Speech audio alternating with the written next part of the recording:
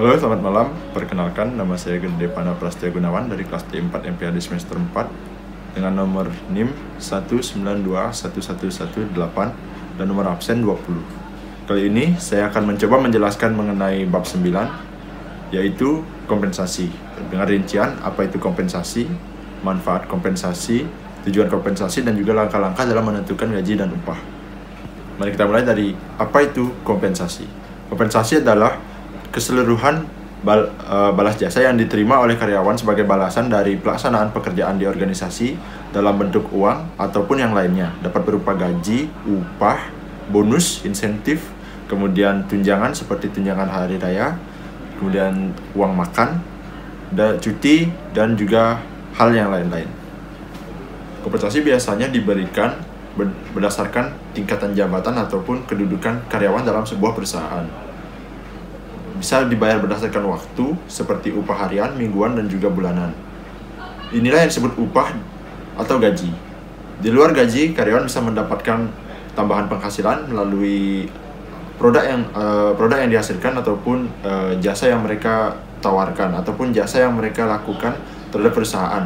Bisa seperti komisi, insentif, ataupun bonus yang akan diberikan oleh perusahaan. Kemudian adalah gaji. Gaji adalah balas jasa dalam bentuk uang yang diterima karyawan sebagai konsekuensi dari kedudukannya sebagai seorang karyawan. Misalkan, jika kedudukan dia sebagai seorang karyawan itu lebih tinggi, dalam artian dia sebagai seorang general manager, maka gaji yang akan dia terima justru akan lebih besar. Kemudian, upah. Upah sendiri adalah kata lain dari gaji. Namun, jika gaji ditujukan pada seorang karyawan yang memiliki jabatan tertentu pada sebuah perusahaan, jika upah ini lebih tertuju kepada karyawan yang bekerja di bagian operasional. Sebagai contohnya, seperti staff front office ataupun staff housekeeping. Dan upah ini merupakan salah satu alasan bagi karyawan ataupun salah satu alasan bagi mereka untuk bekerja di suatu perusahaan. Dan merupakan salah satu alasan penting juga bagi mereka untuk meningkatkan prestasi mereka dan juga kinerja mereka. Jadi semakin tinggi gaji mereka, maka mereka akan memiliki tanggung jawab yang lebih besar.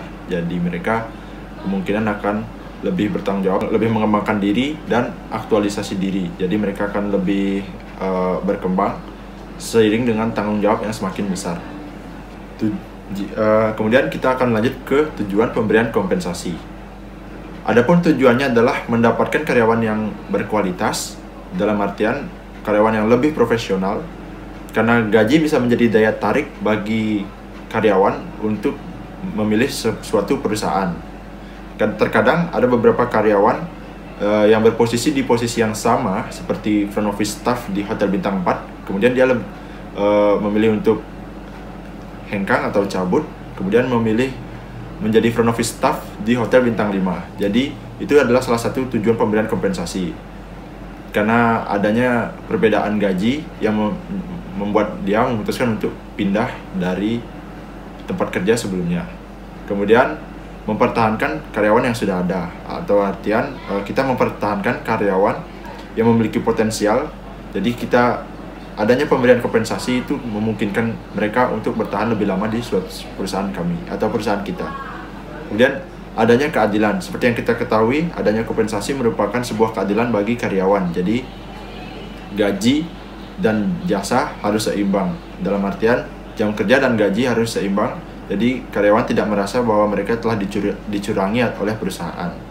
Kemudian adanya perubahan sikap dan perilaku karyawan. Dari adanya pemberian kompensasi, kemungkinan karyawan akan merasa lebih bertanggung jawab karena mereka mendapatkan uang yang lebih dari perusahaan. Jadi mereka harus melakukan hal yang lebih baik lagi untuk mendapatkan posisi, atau mereka merasa layak dibayar dengan kompensasi sekian rupiah tersebut.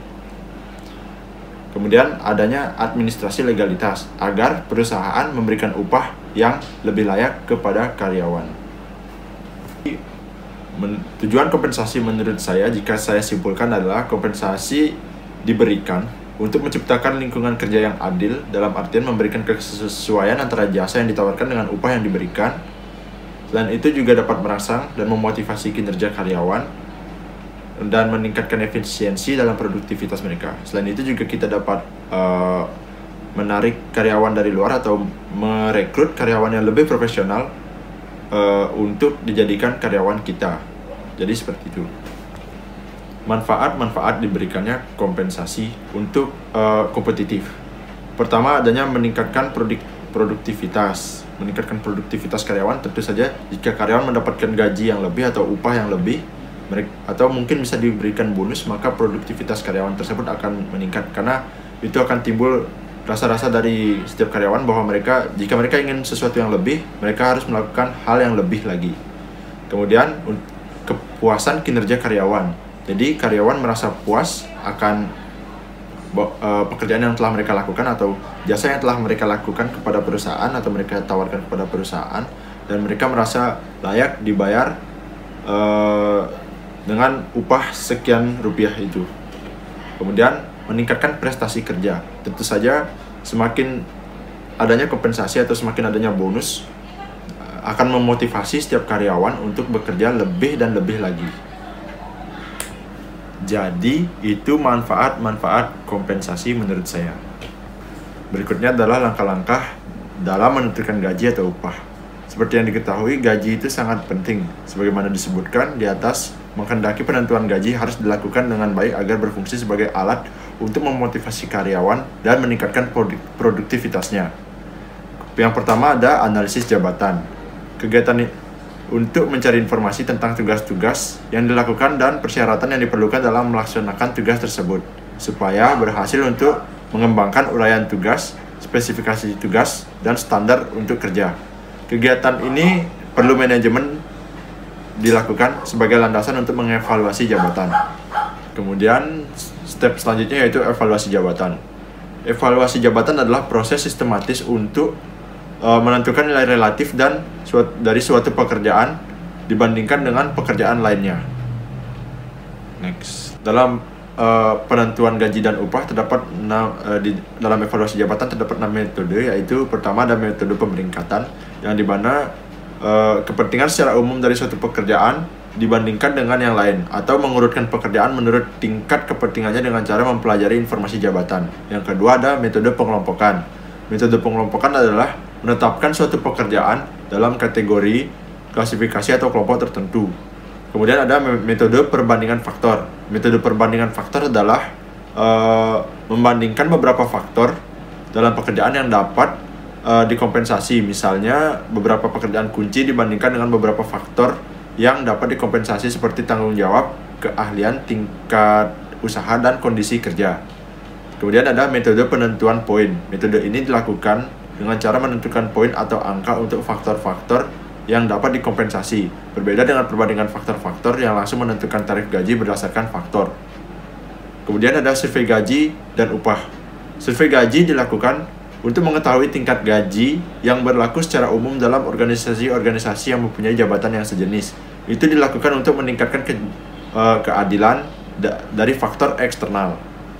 Selanjutnya, setelah kita melaksanakan seluruh metode di atas, kita langsung melakukan penentuan tingkat gaji, yang dimana gaji tersebut diperoleh berdasarkan metode-metode yang telah dilakukan di atas.